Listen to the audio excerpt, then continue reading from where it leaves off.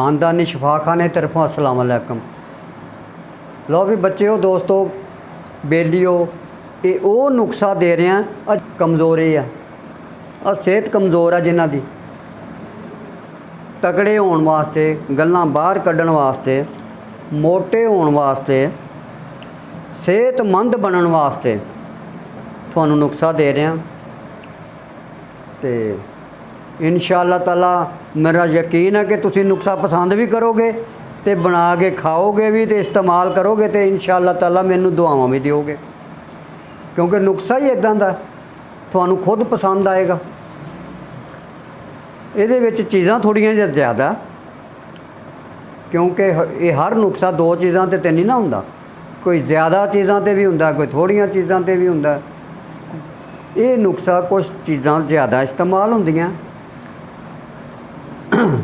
ते वो बाकी महंगियां नहीं है। जे तुसीं कहो ना महंगियां होणगियां, महंगियां नहीं है सस्तियां। तो इंशाअल्लाह गल्लां बाहर कढ़ देगा, पिच के गाल फलावट कर देगा। पोस्त हलीला जर्द शास्त्रा गूंद किक्कर पाठा आमला सारिया चीज़ां जड़ियां ना कुट पीस के पाउडर बना के कपड़ छान करके कैप्सूल भर लेने आ।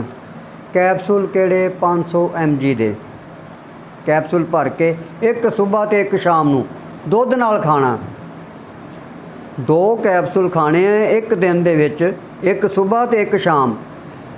2 हफ्तियां तो बाद अपना वज़न भी तोल लेना ते अपना चेहरा शीशे विच भी वेख लेना। जे ते गल्लां मोटियां होण ते फिर ते बाबे नू दुआ देण दा हक बनदा ना तुहाडा।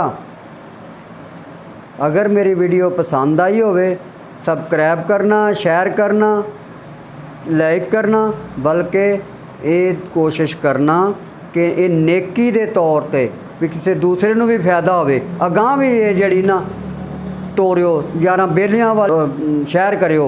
जिन्नी शेयर करोगे वो तुहानू भी दुआवां मिलणगियां, मैनू भी। ओके, अल्लाह हाफिज़।